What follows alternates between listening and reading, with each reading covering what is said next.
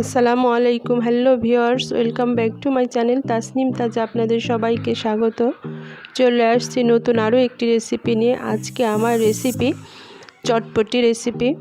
এটি খেতে সবারই ভালো লাগে, এটি প্রত্যেকেই পছন্দ করে, ছোট বড় সবারই। এখন চটপটি তৈরি করতে গেলে আমি প্রথমত এখানে 250 গ্রাম পরিমাণে ডাবলি বুট নিয়ে নিয়েছি। এখন এই ডাবলি বুটগুলোকে আমি সারা রাত্রের জন্য পানি দিয়ে ভিজিয়ে রেখে দিব। আপনাদের হাতে যদি এই সময়টুকু না থাকে তাহলে অবশ্যই কম করে হলেও অন্তত 5 ঘন্টা এই ডাবলি বুটকে ভালোভাবে ভিজিয়ে নিতে হবে, নইলে চটপটিটা ভালো মতো পারফেক্টভাবে রেডি হতে পারবে না, শক্ত থেকে যাবে সিদ্ধ করলেও। আমি এখানে সারা রাত ভিজে রেখেছিলাম। দেখুন ডাবলি বুটগুলো ফুলে ডাবল হয়ে গেছে। এখন আমি এগুলো একটি হাঁড়ির ভিতরে দিয়ে সিদ্ধ করে নিব। এখন আমি হাঁড়ির ভিতরে 250 গ্রাম বুটের জন্য আমি 4 কাপ পরিমাণে পানি নিয়ে নিয়েছি এবং এতে সামান্য লবণ দিয়ে আমি এটি সিদ্ধ করে নিব। দিয়ে দিচ্ছি সামান্য লবণ। এখন আমি এটি সিদ্ধ করতে দিয়ে দিব। এটি সিদ্ধ হতে থাক, এই ফাঁকে আমি তেঁতুলের পুরটা রেডি করে নিব। এখন এই তেঁতুলের ভিতরে আমি দিয়ে দিচ্ছি সামান্য গরম পানি। এটি আমার 1 বছরের মতো তেঁতুল আমি ঘরে রেখে দিয়েছিলাম, সেখান থেকেই নিয়েছি তেঁতুলটা। তেঁতুলটা যখন গরম পানিতে ভিজিয়ে রাখবো তখন এটি তাড়াতাড়ি এর ভিতর থেকে তেঁতুলের যে আঁশটা আছে আঁশটা বেরিয়ে নিতে সুবিধা হবে। আমি এভাবে হাত দিয়ে চিপে তেঁতুলের আঁশটা বের করে নিব।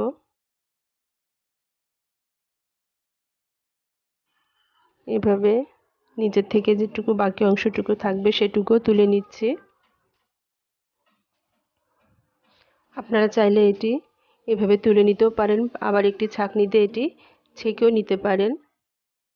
আমি ছাঁকনিতে ছেঁকে নিচ্ছি না। এখন এর ভিতরে দিয়ে দিচ্ছি 1 চামচ পরিমাণে চাট মশলা বা চটপটির মশলা, দিয়ে দিচ্ছি 1 চামচ পরিমাণে জিরার গুঁড়া, দিয়ে দিচ্ছি 1 চামচ পরিমাণে শুকনা মরিচ আমি তেলে হাত দিয়ে গুঁড়া করে নিয়েছি সেটি, আর দিয়ে দিচ্ছি স্বাদ মতো লবণ।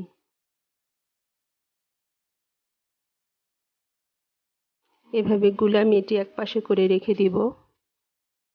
গুলা আমার হয়ে গেছে। এখন আমি চলে যাব চটপটির ডাবলি বুটটা সিদ্ধ দেখার জন্য। এভাবে হাত দিয়ে ধরে একটু চিপে দেখলেই বুঝবেন যে যদি হয়ে গেছে আমার ডাবলি বুট সিদ্ধ। এখন আমি এটি নামিয়ে নিব। আমি একটি বলে তুলে নিয়েছি। এখন এই বলের ভিতরে আমি দিয়ে দিচ্ছি শুকনা মরিচ তেলে আমি যে হাত দিয়ে গুঁড়া করে নিয়েছি তাই দিয়ে দিচ্ছি 1 চামচ, দিয়ে দিচ্ছি জিরার গুঁড়া এবং বিট লবণ 1/2 চামচ, দিয়ে দিচ্ছি শসা কুচি, স্বাদ মতো কাঁচামরিচ কুচি, আপনারা যেমন ঝালটা চান সেভাবে ঝালটা দিবেন, দিয়ে দিচ্ছি চাট মশলা এবং যে তেঁতুলের আঁশটা আমি বের করেছি এটি দিয়ে দিচ্ছি। এটা আপনারা আপনাদের স্বাদ মতো দিবেন, এতে কোনো ধরা বাঁধা নিয়ম নেই। আর একটি আলু আমি এভাবে হাত দিয়ে চিপে, একবারে মসৃণভাবে আমি দিব না, এভাবে ভাঙা অবস্থায় যতটুকু আস্ত থাকে এরকম পর্যায়ে আমি আলুটা দিয়ে দিব। দিয়ে এখন সম্পূর্ণ চটপটির ডালের সাথে আমি এগুলো মিশিয়ে নিব। এভাবে একটি চামচের সাহায্যে আমি মিশিয়ে নিয়েছি। এভাবে মেশানো হয়ে গেলে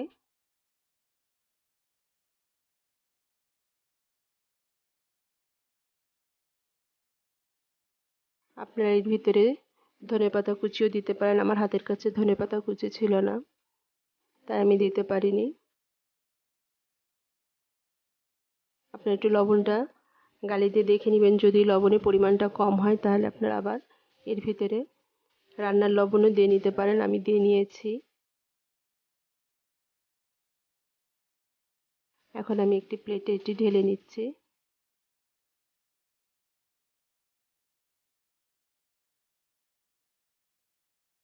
আমার ডাবলি বুটগুলো কিন্তু সিদ্ধ হয়ে গেছে, একবারে গলে জানি আস্তও আছে। ঠিক এই পর্যায়ে কিন্তু চটপটিটা তৈরি করতে হবে। এখন আমি এর উপরে আবারও কিছুটা কাঁচা পেঁয়াজ দিয়ে দিচ্ছি, শসা কুচি দিয়ে দিব, আবারও একটু শসা দিয়ে নিচ্ছি, দিয়ে দিব কাঁচা মরিচ কুচি, দিয়ে দিচ্ছি আবারও কিছুটা চাট মশলা, দিয়ে দিচ্ছি কিছুটা বিট লবণ,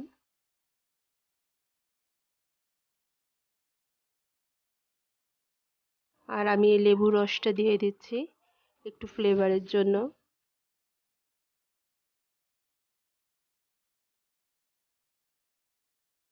দিয়ে দিচ্ছি শুকনো মরিচ গুঁড়া, আর আমি এখানে একটি সিদ্ধ ডিম এভাবে মেশিনের সাহায্যে কুচিয়ে উপর থেকে দিয়ে দিচ্ছি।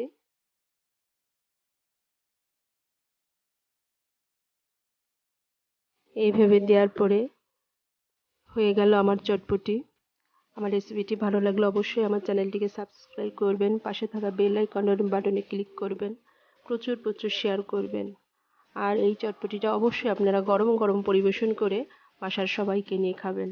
আল্লাহ হাফেজ। আবার আপনাদের সাথে দেখা হবে আমার নতুন কোনো রেসিপিতে।